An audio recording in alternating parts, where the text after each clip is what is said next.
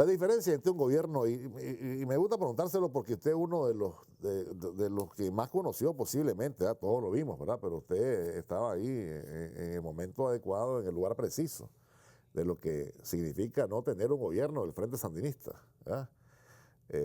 Y lo que ha sido tener un gobierno sandinista en situaciones de paz, pero agredido, ya sabemos, ¿verdad? Siempre con el águila imperial encima y ahora también con la Unión Europea. Pero hay una diferencia Que también son totalmente unos radical, aguilitas ¿no? imperiales. Totalmente radical, pues, es decir, el tema salud, tema educación.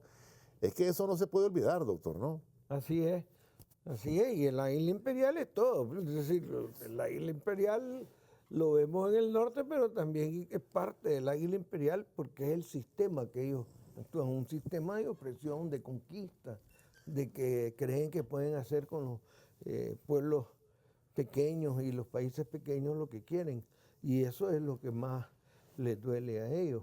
Aquí hay un pueblo que se resiste y se va a resistir y va a lograr, ¿verdad?, tener esa independencia.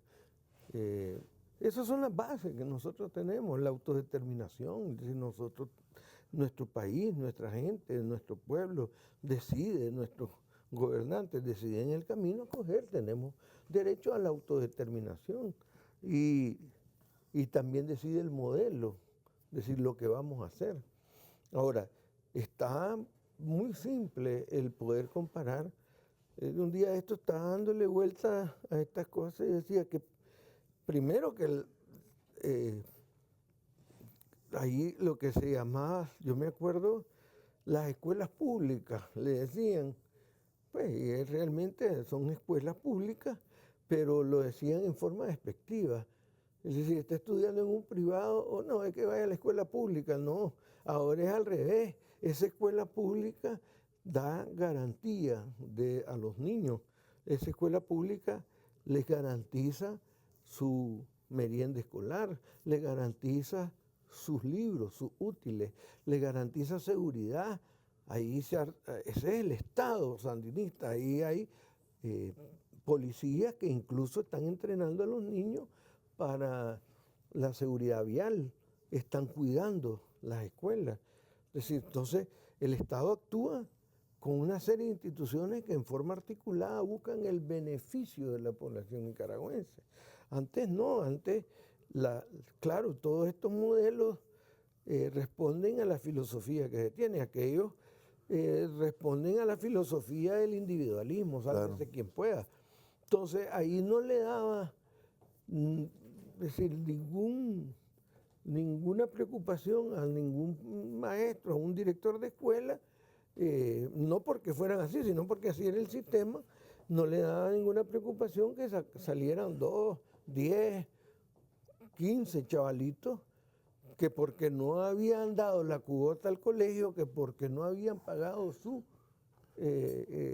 escuela, su mensualidad, dice, simple y sencillamente no los dejaban hacer examen, simple y sencillamente no les daban nota, les quitaban el derecho a continuar estudiando. Ese es un modelo diferente a este modelo donde el Frente Sandinista, el gobierno del Frente Sandinista, las orientaciones de nuestros dirigentes son que tenemos que lograr alcanzar el 100% de asistencia a clases. Es decir, y aquí vemos los maestros visitando la casa de los niños para ver qué pasó, que por qué no le llevan a clase, quitando a lo mejor temores, quitando o viendo, a lo mejor hay una condición especial en la casa que hay que buscar cómo apoyar. Es decir, y así vemos a los sandinistas, a los maestros, a los muchachos de la juventud buscando. Esa es una cosa, son cosas absolutamente diferentes. En la salud es muy fácil darse cuenta la diferencia.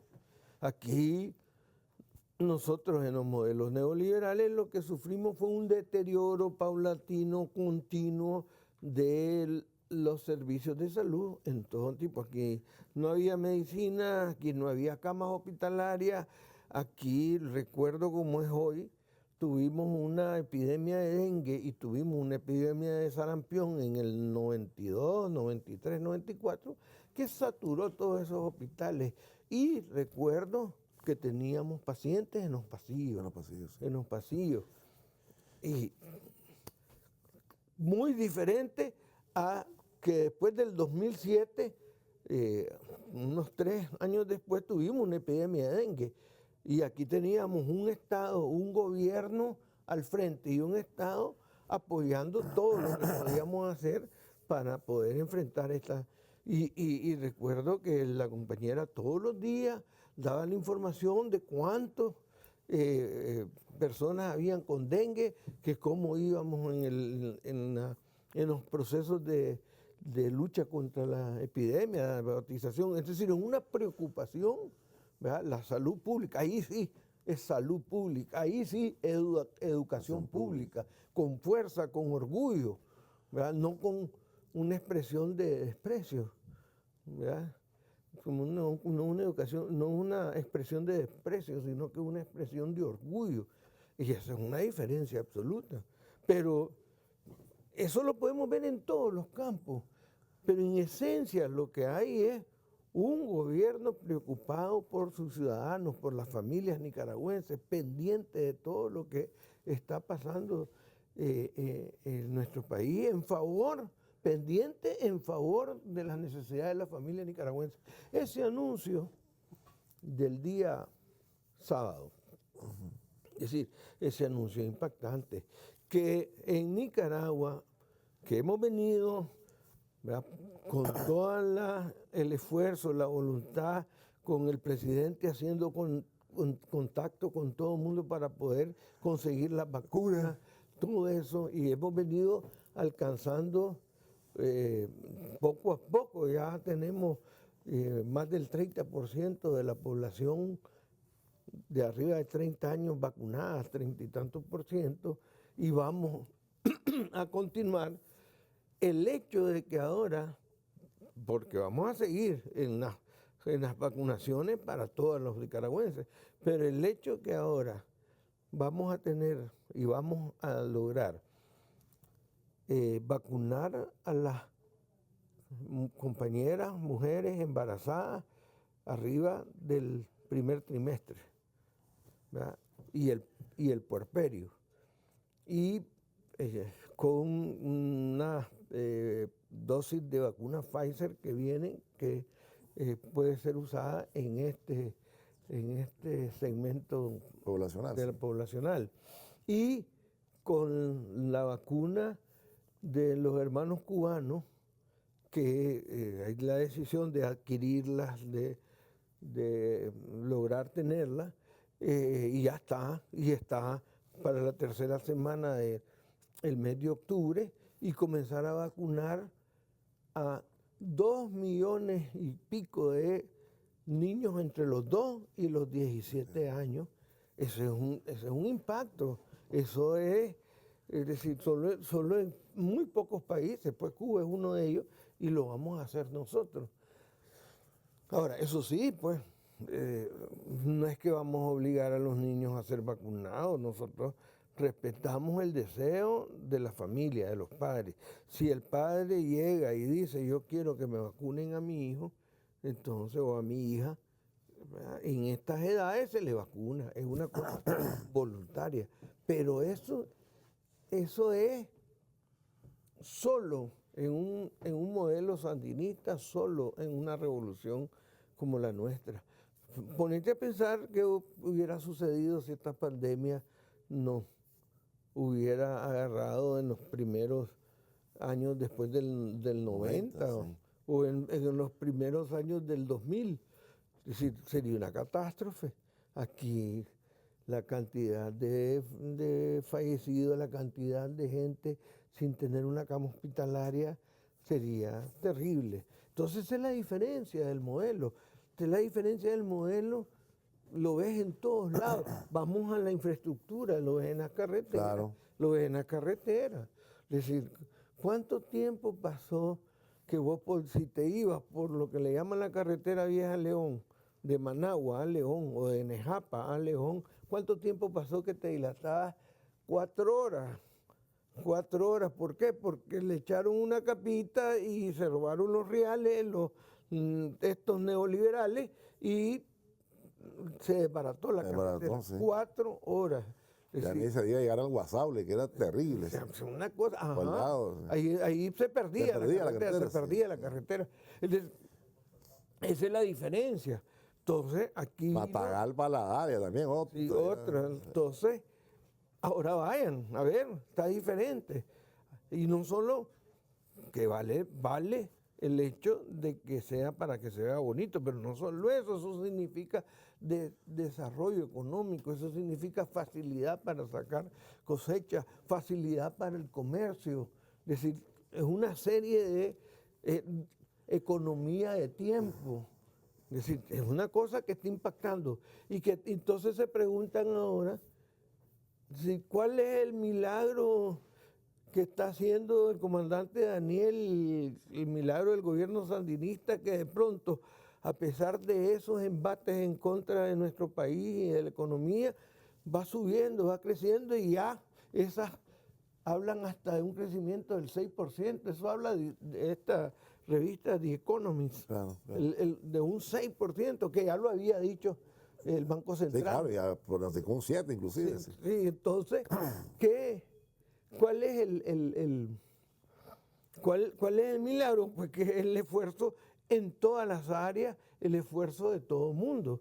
Ese con una conducción correcta. Entonces, es natural que si vos abrís una vía de comunicación, pero además garantizar la energía eléctrica, ¿verdad? Como ahora ya tenemos 99% pues, de cobertura, garantizar la energía eléctrica, entonces tenés mucho más facilidad para hacer comercio, para hacer negocios, sobre una economía basada en la familia, basada en la comunidad, una economía familiar. Entonces yo ayer mismo estaba comentando, ¿sabés lo que significa en una comunidad pequeña que de pronto llegó la carretera y entonces comenzaron a pasar con más frecuencia vehículos, buses, etcétera, pero además llegó la cobertura de energía eléctrica? Entonces comencé a tener la posibilidad de poner una mantenedora, de poner una refrigeradora, de buscar cómo poner máquinas para producir más rápido. Es decir, inmediatamente ese hecho impacta en el Producto Interno Bruto de este país, ese hecho impacta en la producción. No creían, los enemigos no creen, pues ellos ahora saben, pero no lo aceptan, pero no creían aquella frase del comandante Daniel. Por eso el comandante Daniel es visionario aquí, y eso es lo que nos une a todos hacia ese liderazgo indiscutible que vamos a apoyar siempre, porque él pensó en el Ministerio de Economía Familiar. Él planteó siempre que ese era el camino. No el ministerio, sino el camino es la economía familiar. El camino es la economía de la población nicaragüense, que ahí estaba la fuerza productiva. Y así fue. Así fue. Aquí vinieron los más ricos y dijeron, ya no queremos seguir con ese modelo de diálogo, alianza y consenso, y más bien nos vamos a tirar contra ustedes. Y entonces se salieron y no se dieron cuenta de que lo que nosotros decíamos, lo que el comandante había visto, era cierto. Es decir, esta economía va a salir adelante por el esfuerzo de todos. Y así vamos trabajando con el esfuerzo de todos. Y eso ha logrado darnos toda esta capacidad de ir resistiendo catástrofes naturales y resistiendo catástrofes demoníacas, pues como las que hicieron estos salvajes. Pero bueno, lo importante aquí es que vamos a salir adelante, vamos para adelante y estamos entrando a una etapa de continuidad. Por eso, hoy que nuestro comandante abre la campaña electoral, lo que estamos haciendo es paulatinamente preparándonos para que el 7 de noviembre, después de una votación masiva y de un triunfo absolutamente mayoritario del Frente Sandinista, continuar este proceso.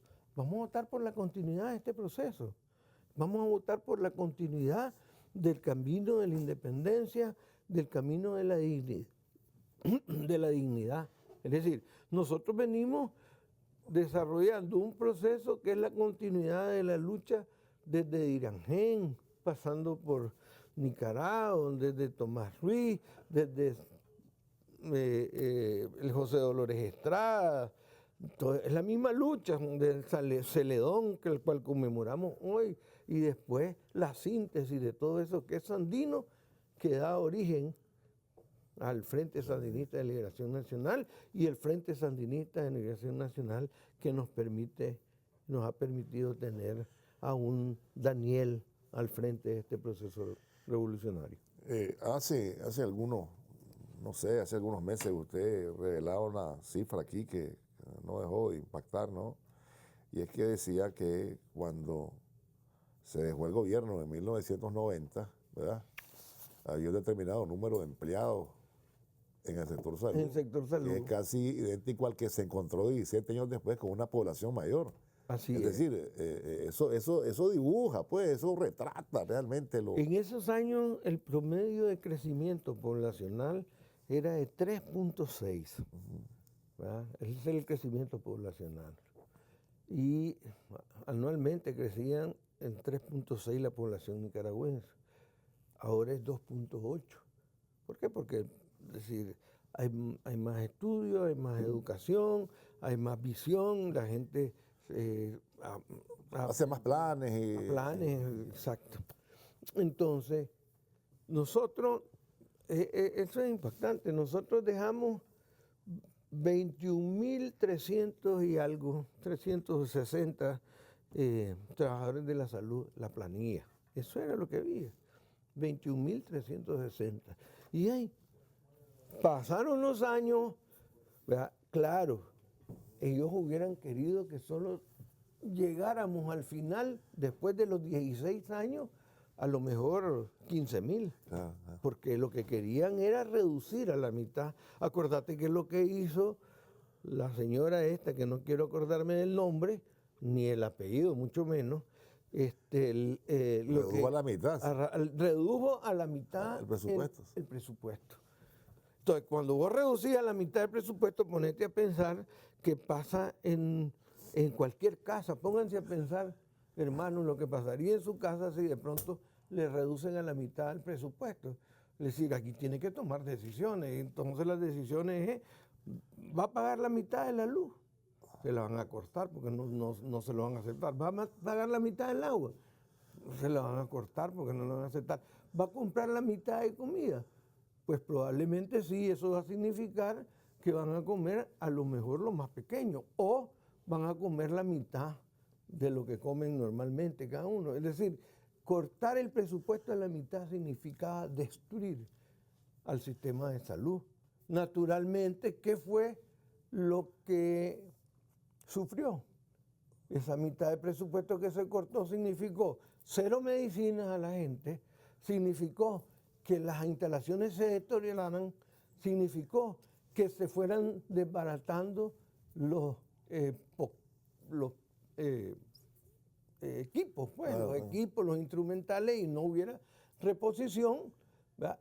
Y naturalmente ellos lo que querían, porque además era molesto, a ellos les molestaba mucho eso de los trabajadores de la salud, los sindicatos, a ellos les molestaba mucho gente como nuestros compañeros que estaba leyendo el informe, comenzaron desde anoche y a estas alturas ya tienen casi 20.000 dosis de vacunas puestas en Jinotega.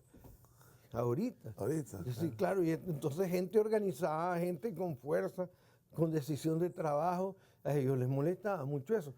Entonces se tiraron a querer cortar a la mitad de los trabajadores de la salud. Eso es lo que querían. Acordate que Y vino entonces... las luchas, sí. Y entonces vino la lucha, vino la huelga de FESALUD, no pudieron y todo cayó sobre lo que no podía protestar. Lo que no podía protestar en ese momento eran los edificios, pues, y se cayeron, etcétera. Ahora veamos lo que tenemos de sistema de salud. Es decir, esta es una cosa impactante. Este es un país pequeño, empobrecido, pero que cuando vos ves esas vistas aéreas de lo que se está construyendo en León, en los Cardanilos claro. Rosales, ese es un hospital impactante, pues un enorme hospital. O lo que ya... Listo ya en Chinandega. Listo ya en Chinandega, ¿verdad? O como va ya prácticamente avanzado totalmente el de Ocotal, ¿verdad? Y ya Bilwi avanzando, ¿verdad? Entonces vos ves, realmente no es tan metafórico, sino que es una realidad. Ve un país que está sembrado de unidades de salud funcionando entre hospitales primarios, centros de salud, puestos de salud, casas maternas, casas de atención para personas con necesidades especiales, casas o unidades donde se hace terapia o rehabilitación basada en la comunidad. Entonces vos tenés un sistema de salud diferente en poco tiempo, porque realmente 11 años, del 2007 a la fecha, 2007, ¿verdad? En 14 años serán. Es una cosa impactante, pues no es así tan fácil. Solo construir un hospital dilatás 3 años, pues, con todo. Ya desde el que comenzaron la primera piedra a conseguir todo. Entonces, esa es la diferencia. Aquí lo que encontramos es un desastre, una depredación brutal. Estos son, pues para decirlo como legal, son depredadores del sistema económico y social, que viene reducido, son ladrones, no hicieron nada. Es decir, no hicieron nada, no hacían nada. Simplemente se robaban el dinero del pueblo, no lo invertían, porque todo eso el pueblo nicaragüense sabe que cuesta mucho. Hacer un puente de nivel cuesta mucho. Hacer carreteras de 4 carriles como la que va para el Carazo, cuesta mucho. Hacer las carreteras que estamos que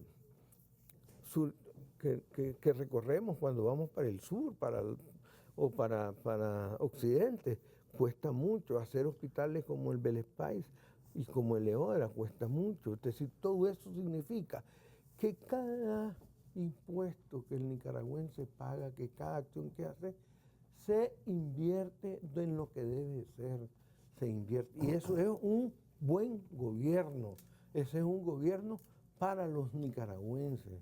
Y lo mejor de todo es que con derechos, los nicaragüenses con derechos, porque usted llega a una unidad de salud y no le dice, vaya a pagar primero, después de ir a pagar venga con un papelito, con ese papelito haga fila, así lo vamos a atender. Si no tiene para pagar, yo lo siento mucho. Eso no pasa en nuestras unidades de salud.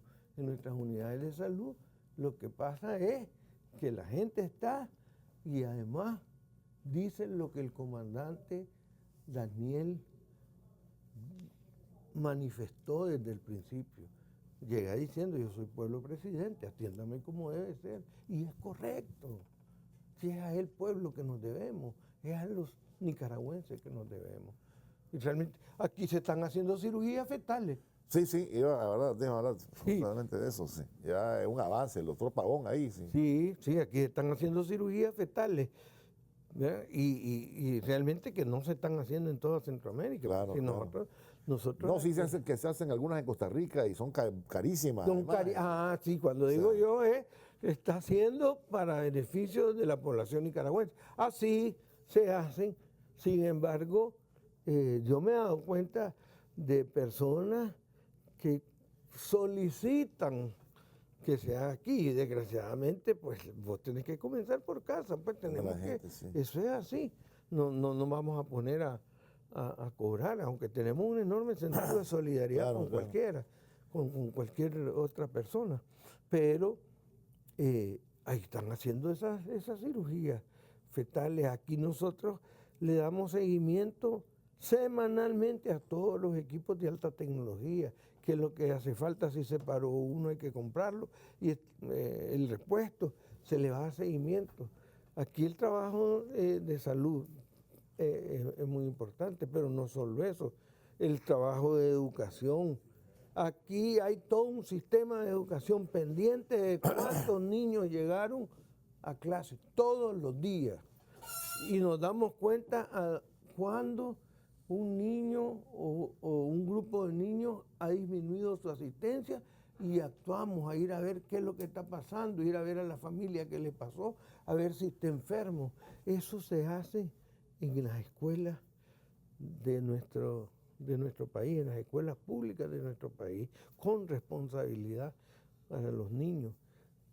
Aquí tenemos, y hay una serie de ámbitos que no hemos podido tocar. Deporte, por ejemplo.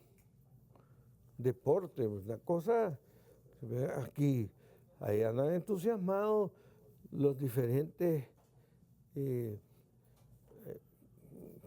departamentos con sus unidades deportivas. Y en León están entusiasmados porque el estadio de los Leones de León. Claro. Y eso lo vemos.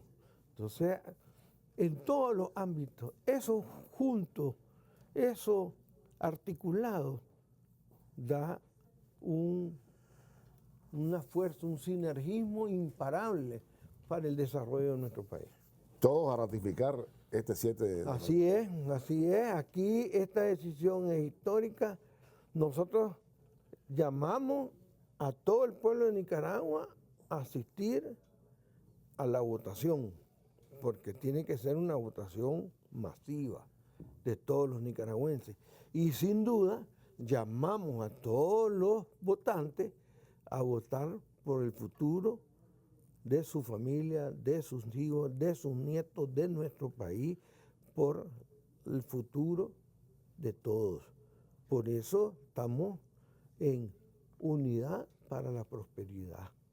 Entonces tenemos que estar el 7, votar. Esa es nuestra acción más importante, que no solo es el 7. El 7 nos permite catapultarnos para el futuro. más allá. Muchas gracias, doctor. Le agradezco que haya estado con nosotros. Gracias. El tiempo nos alcanzó. Vamos a irnos a la pausa. Ya regresamos.